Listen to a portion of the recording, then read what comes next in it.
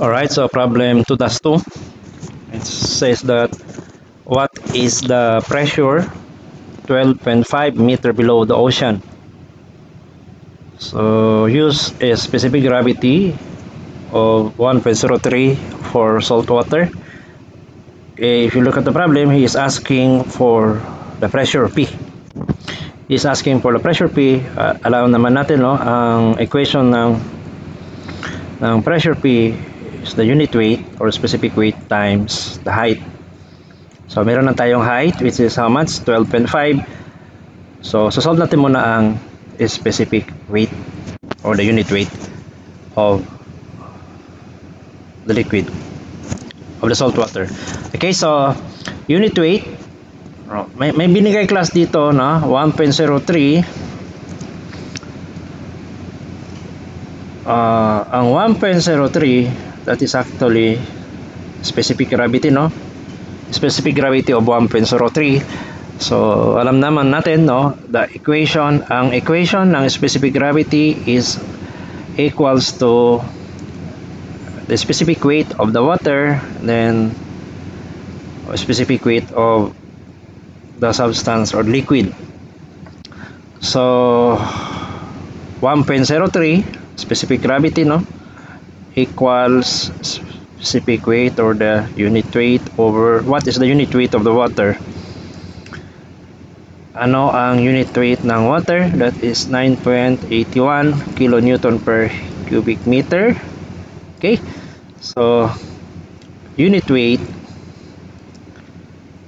is equals to, that is 1.03 times 9.81.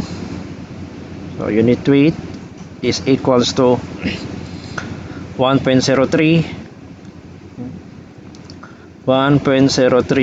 times 9.81 equals 10.10. So 10.10 kilonewton per cubic meter unit weight, no?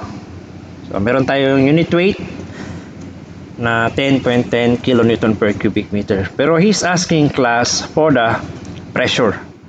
So gagamitin natin class ang 10.10 kilonewton per cubic meter to solve for the pressure below 12.5 meters below. Okay, so he's asking, oh, what is the pressure? He's asking for the pressure P 12.5 meters below. So your pressure P is equals to the unit weight, that is 10.10, no? 10.10 kilonewton per cubic meter times the height, which is 12.5 meter. So cancel out. Meron ka pang square meters dito. So pressure P is equals to what? 10.10 times 12.5. Okay, so 10.10 times 12.5 equals 126.25. 126.25 kilonewton per square meter. Okay, again, no, ang newton per square meter, that is actually Pascal. So ibig sabihin ang pressure natin is 126.25 kilo Pascal. Okay, so the pressure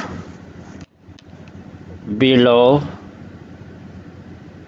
12.5 meters below is 126.25 kilopascal.